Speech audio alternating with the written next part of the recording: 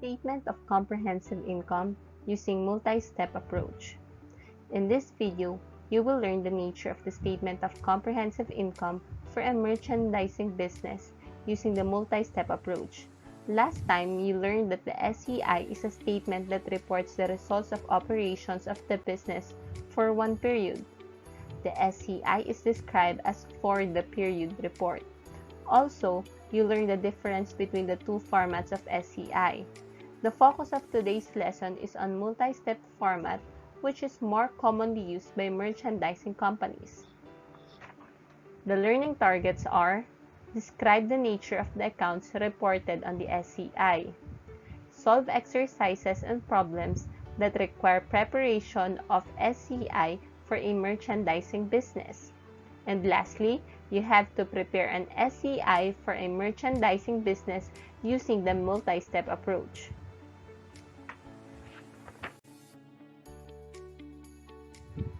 Analyze the picture. This picture is about merchandising. A merchandising company sells goods to customers, and the main cost associated with activity is the cost of the merchandise, which is presented under the line item cost of goods sold. In presenting items on SCI, a merchandising company will present total sales and cost of goods sold on the first part of the statement, which will net to the company's gross profit before presenting the other expenses, which are classified as either administrative expenses or selling expenses.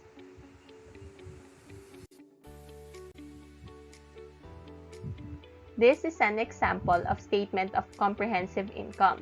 This is for Perry Dry Goods Store for the year ended December 31, 2018. In a merchandising business, the cost of sales is the take-off point to profitability. Net operating income or loss indicates whether the gross profit can cover the operating expenses.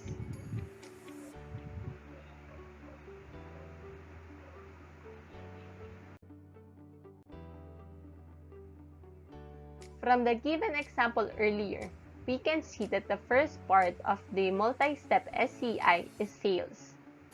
Then, the second part composes of contra-revenue. Contra-revenue are the sales returns and sales discount. From that, we can determine the net sales. Sales less sales returns and sales discount is net sales. Then, the third part is the cost of goods sold, wherein we have the beginning inventory, the net cost of purchases, and then the cost of goods sold is equal to cost of goods available for sale less ending inventory. The next part will be the sales less of cost goods sold, which is the gross profit.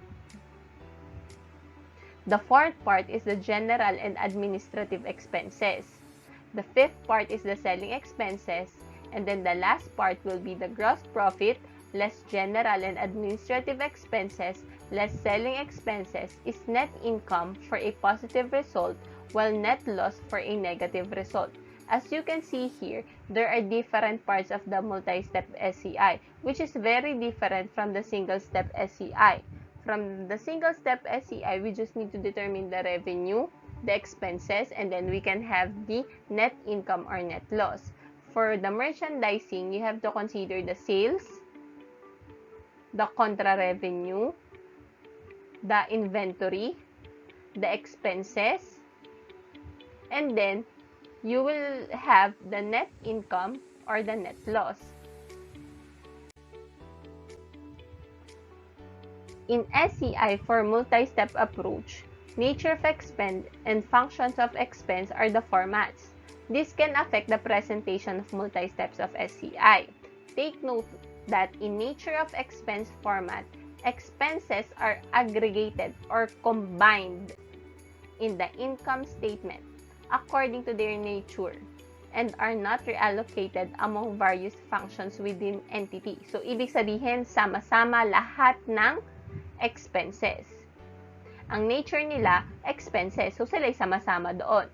Pero sa function of expense, This classifies expenses according to their function, kung sila ba ay for the cost of sales, for the selling or distribution, for administrative, or for other operating activities.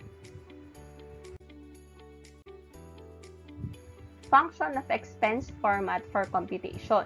Kagaya ng sinabi ko kanina, sa function of expense, ang operating expenses ay nahati sa iba't ibang expenses, kagaya ng general and administrative at saka selling expenses. So, ito ang magiging format niya. Ang unang-una palagi ay ang sales o ang tinatawag nating gross sales. Siya yung letter A. Ang sunod natin, ang sales returns and allowances, isa contra revenue. Sunod, sales discounts, isa ring contra revenue. Ang una nating isosolve ay net sales, which is D, and that is equivalent to A minus B minus C. Ibig sabihin, lahat ng sales, i-deduct natin yung ating returns and allowances, ang ating discounts. And then, i-determine natin ang cost of goods sold. Later on, ipapakita ko sa inyo ang computation sa cost of goods sold. Pagkatapos ng net sales at cost of goods sold, kailangan makuha natin ang gross profit. Siya yung ating letter F. F is equal to D minus E, which means net sales minus cost of goods sold. And then, we will have the operating expenses. Dahil nga ito yung function of expense, magkakahiwalay ang mga expenses. Meron tayo para sa general and administrative expense, at meron din tayong selling expense. Pero pagsasamahin din natin lahat ng expenses na ito at iyon ang ating letter I. Nagagamitin naman natin para makuha ang ating income from operations, which is our letter J. So, para makuha ang income from operations, gross profit minus expenses. Total operating expenses iyon. So, gross profit minus total operating expenses, meron na tayong income from operations. Meron din tayong interest income at meron din tayong interest expense. At para makuha ang net income, which is the last part, kailangan nating pagsamahin ang income from operations, ang interest income, tapos i-deduct natin ang ating interest expense.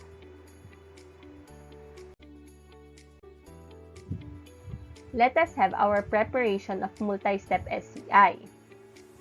The first thing that you will have is the adjusted trial balance. For our example, we have Jasmine School Supplies trial balance adjusted on the 30th of September 2018. Ano ba ang meron sa adjusted trial balance? Meron siyang sales, sales return and allowances, sales discount, merchandise inventory, the beginning, the purchases, the freight in, purchase discount, purchase return and allowances, merchandise inventory, the ending. Then we have the rent, the commission expense, salaries, utilities, gas and oil, repairs and maintenance, interest income, interest expense, taxes, and licenses. So sa adjusted trial balance, magkakasama pa silang lahat. Hindi pa natin makikita kung meron tayong net income or net loss. From the adjusted trial balance, magkakaroon tayo ng multi-step SCI. On this example, I use the nature of expense format, meaning sama-sama lahat ng expenses. Kagaya na nakikita ninyo, operating expenses, meron tayong less, commission expense, salaries, utilities, gas and oil, repairs and maintenance. The first part will be the sales. Then, the contra revenue. Then, the net sales. Ang sunod sa net sales ay computation na para sa cost of goods sold. Ano ba ang meron dito? Meron tayong beginning inventory, the purchases, the freight in, the purchase discounts and purchase return and allowances, net purchases, the goods available for sale, the ending inventory, at doon magmumula ang cost of goods sold. Then we have the gross profit. Then, the expenses. So, makikita natin dito na ang naging total ng expenses niya ay 116,055. And then, the operating income. Negative na siya, negative 3,195. Tapos, meron tayong interest income. Please take note na ang interest income ay i-add natin. Ang interest expense, ibabawas natin. Ano bang pinagkaiba ng interest income sa interest expense? Sa interest income, ikaw ang nagpautang, ikaw ang nagkatubo. Sa interest expense, ikaw ang nangutang ka sa isang firm, tapos yung firm na yon ay tinubuan ka. So, ibig sabihin, meron ka ding expense. And then, the last one will be the taxes and licenses. Siyempre, deduction din ang taxes and licenses. At siya din naman ay masasabi natin na hindi magraran ang business kung walang tax and licenses kasi siya ay part ng kanyang kailangang bayaran. The last part, which is our goal, is to determine if it's a net income or net loss. So, nakita natin na siya ay negative. So, isa siyang net loss.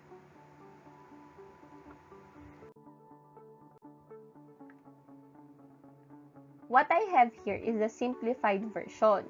Bakit ko nasabing simplified? Kasi sales, net sales, cost of goods sold, wala ang mahabang computation ng cost of goods sold, gross profit, operating expenses, operating income, add the interest income, less the interest expense, taxes and licenses, net income or net loss. Ito kagaya din nung kanina, pero dito hindi na pinapakita ang computation ng cost of goods sold. So, isa-isahin na natin siya. The first part is sales. Ano ba kapag sinabing sales? It is the total amount of revenue that the company was able to generate from selling the products. Take note, tayo ay merchandising. So, ibig sabihin, nagbebenta ng product. At ang first part ng ating SCI ay ang sales. Ang sunod ay ang ating contra-revenue. Tinatawag nating sales return at sales discount. Bakit? Kasi ang sales return, this account is debited in order to record returns of customers or allowances for such returns. Bakit nagre-return? When customers return their products for reasons such as but not limited to defects, may sira ang product or nagbago ang preference nila. Nagbibigay din tayo ng discount. Kaya dapat, discounts given to customers who pay early are recorded. Also known as cash discount, pinag-aralan natin sa business math. This is different from the trade discounts which are given when customers buy in bulk. Sales discount is awarded to customers who pay earlier or before the deadline. So, sa sales discount, naka-record yung binibigay nating discount. Okay, the third part will be the net sales. Paano kukunin ang net sales? Sales minus the sales return and allowances minus sales discount. Meron tayong total na 6,300 para sa ating contra-revenue. I-deduct natin siya sa ating sales. So, ang net sales na lang natin ay 298,350. And the third part will be the cost of goods sold.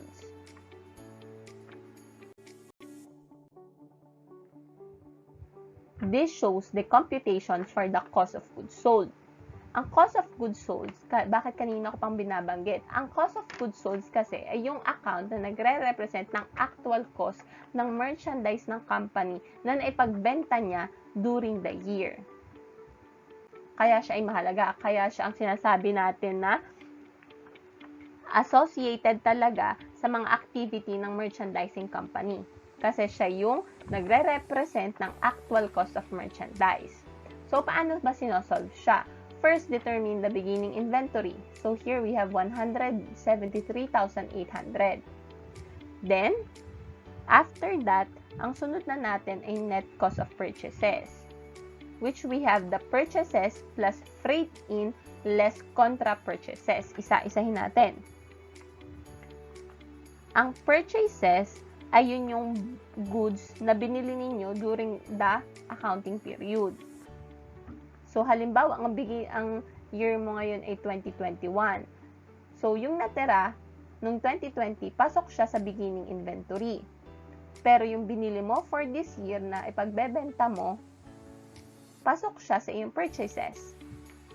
Next one, we have the contra purchases.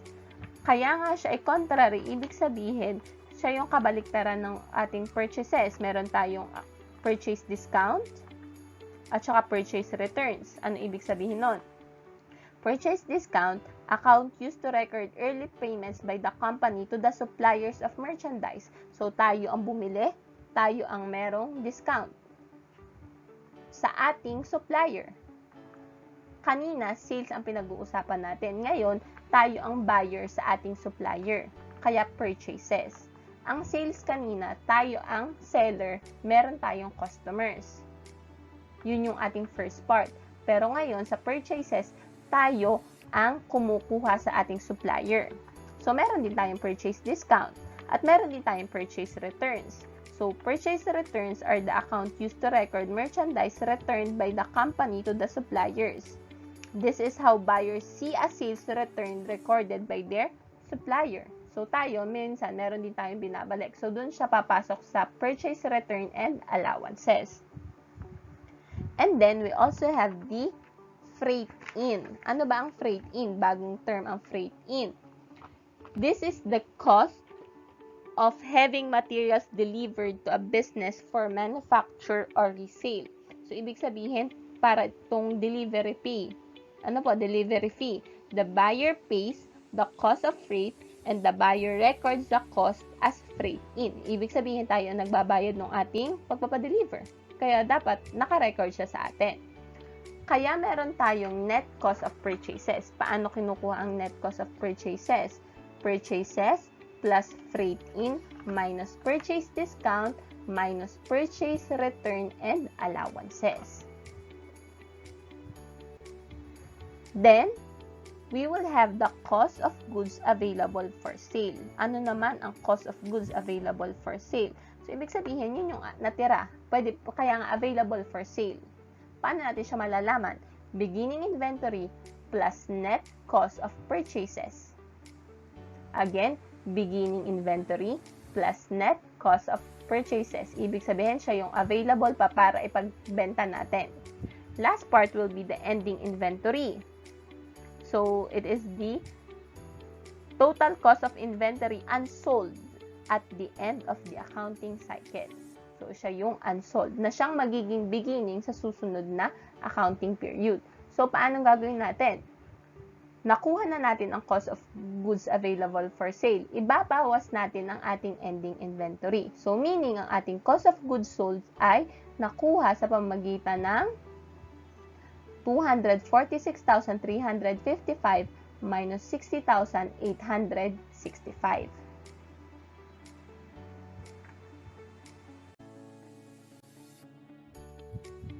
Now that we were able to determine the cost of goods sold, the next part is the gross profit. Madali lamang to. The sales minus the cost of goods sold, gross profit. And then, dahil nga ito ay nature of expense, ang makikita natin, sama-sama lahat ng expenses. Ang rent expense, ang commission expense, ang salaries expense, utilities, gas and oil, repairs and maintenance, pagsasama-samahin natin. So, as you can see, meron tayong total na 116,055. Okay, bakit magiging negative ang ating operating income? Kasi yung ating expenses, mas malaki pa sa ating gross profit.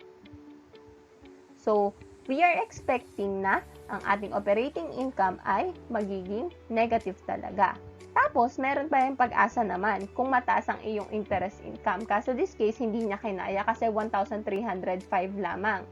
Tapos, ang interest expense na ibabawas din, 5,000. May taxes and licenses pa na 3,000. So, ibig sabihin, doon sa 3,195 na negative, ang idadagdag mo lamang ay 1,305. Tapos, ibabawas mo pa ang 8,000. Kaya, ibig sabihin, meron tayong net loss na 9,890.